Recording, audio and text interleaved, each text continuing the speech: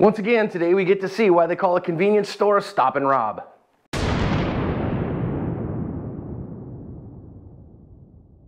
Hi friends, welcome to today's lesson here at Active Self-Protection. I am your host as always, John Correa. Today we have 4 videos out of Sao Paulo do Norte, Houston, Texas.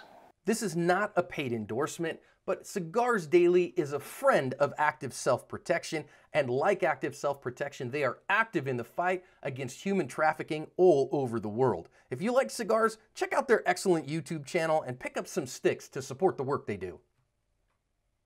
Our first incident here, this guy who just got out of his car is loitering, and he is waiting for the guy in the white SUV. You see him talk to his friend there, and he's just loitering outside this convenience store, doing a whole lot of nothing, waiting for this guy, kind of chilling until the guy gets out of his car. As soon as he does get out of his car, it's going to be a little bit tough for us to see.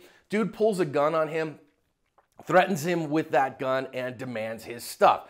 And now our victim, who had gotten out of his car after I don't know how long is sitting in it, looked like 10 or 15 seconds or so, is then going to give him his wallet. He's going to give him his cell phone.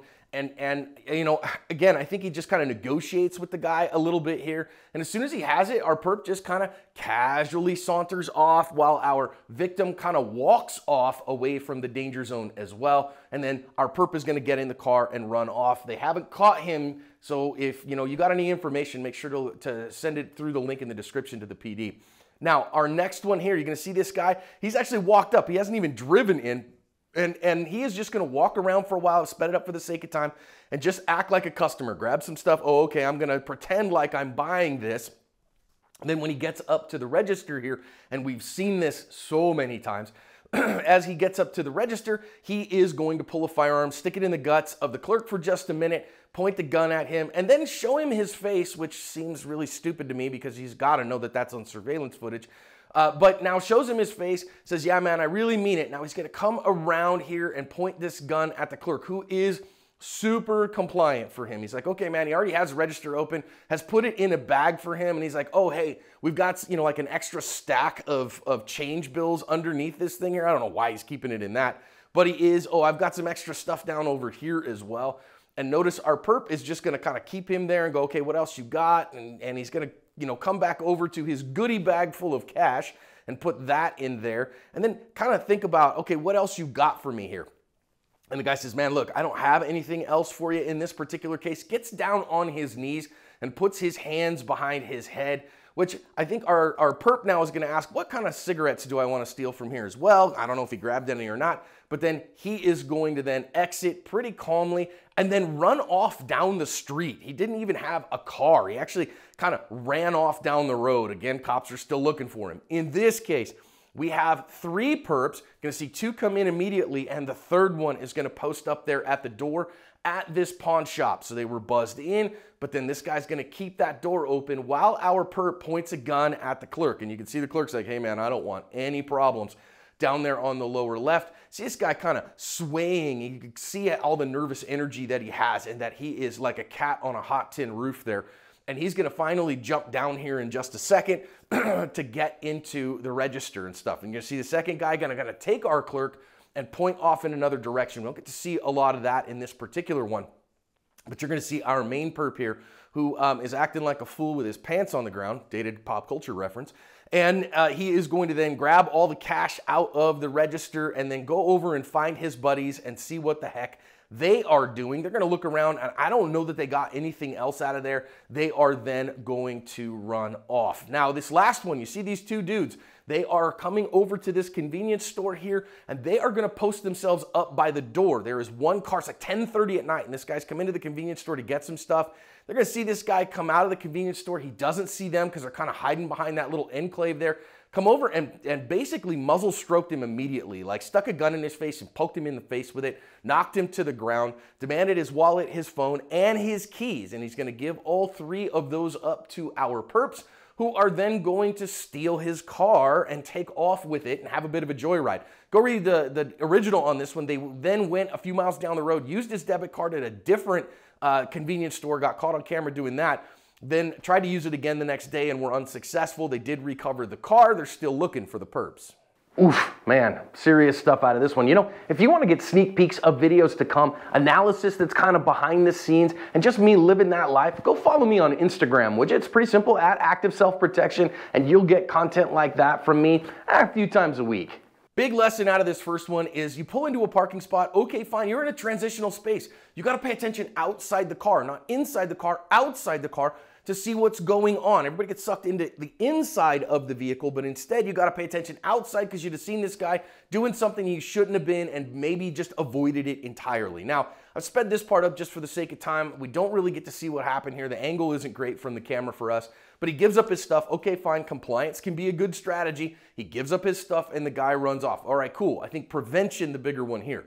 In this one, I think one of our big things is, again, we are defenders, not offenders. We're always going to be on an initiative deficit because the bad guy gets to set the time and place of the attack, and he hides many times like a regular customer.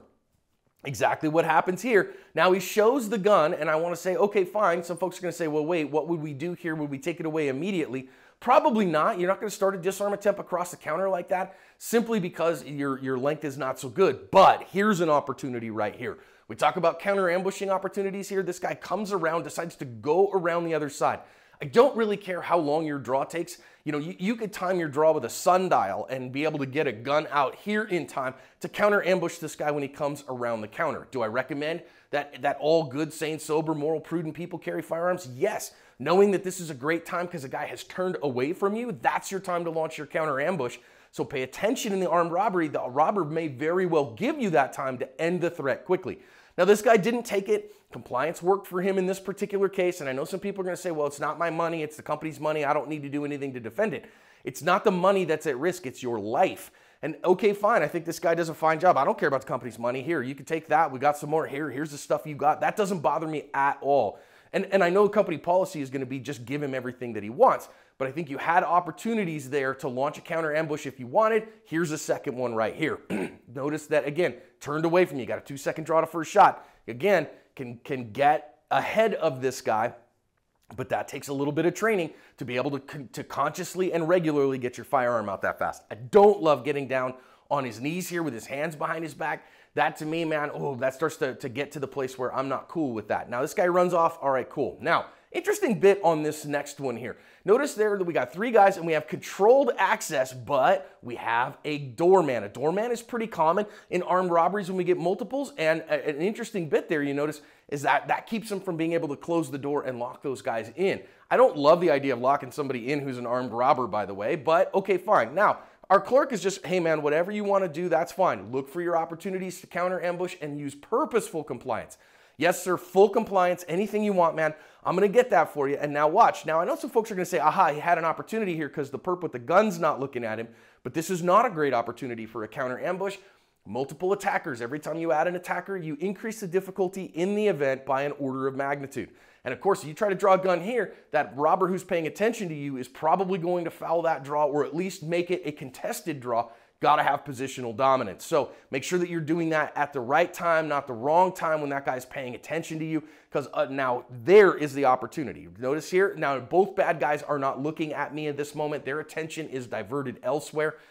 That said, you better be a pretty high level if you're going to take this particular opportunity, because the guy that's closest to us on the camera and closest to the clerk is going to have a real hard time, and he's going to be able to easily get that counter ambush and start, trying to foul that up. So you're going to have to get a gun out quickly, get some shots in the guy with the gun, and then get after the guy who's almost certainly going to be on top of you and trying to stuff your draw or at least make it contested. He might not. He might instead run off, but you can't count on that. So, like I say, using the opportunities where you have positional dominance is really the factor here. And this is a very limited positional dominance. This one would be a contested draw at the very least. Now, as a clerk, you might say, hey, I never got a good chance to have an uncontested, physically, positionally dominant draw. And in that case, this is why we use purposeful compliance. And that purposeful compliance might last the entire armed robbery. And if it does last the entire armed robbery, again, if he's not shooting, okay, I can still have more opportunity. Start shooting, now you got to do something about that.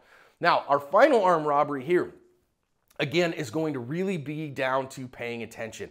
Because these guys are going to come and they are going to loiter in front of a convenience store at 10:30 at night. They don't got a car there. They don't got nothing there. And notice that our victim he didn't see them. Now, where would he probably have been able to see them? Best bet to see those guys is from inside the store. And I recommend that you got these convenience stores with these big old windows on them. Use that to your advantage. Look out into the space a little bit before you go out there. That doesn't mean that you have to be paranoid. It just means that you're curious. If I looked at that window, I see a couple of guys that are loitering, that are hanging out or whatever and are near my car. I'm going to pay attention to that. I'm going to have some defensive ideas staged, and I am going to be a lot more circumspect. Now, he doesn't notice these guys at all until they're already on top of him. And that lack of paying attention is really what cost him here, because he only saw them when they were right on top of him and actually sticking a gun in his face. Kind of hard to see. This was filmed on a potato. But you get my point, is that he didn't see that until he's already got a gun in his face and has already bomped him and booped him on the snoot with a gun.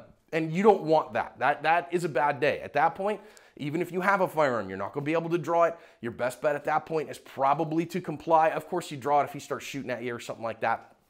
But just threatening you with it, you're absolutely drawing from the drop in that case. Not going to really do anything. Give up your wallet, give up your phone, give up your keys to your car, let them take it, file the insurance claim is the best you're going to do, and deal with the black eye from getting, smacked in the face with the firearm. So again, use those windows to pay attention outside. Just take a quick glance. Be curious of your world. Hey, what's going on out there? And then you can either say, hey, have those guys been out there a while, or get the staff involved or whatever, or at least take a big wide line so that you see those guys and they see you. You can start to at least judge what their intent is and maybe keep yourself from being victimized like this. Prevention is the key. Again, that old adage that an ounce of prevention is worth a pound of cure is absolutely true in covering your asp.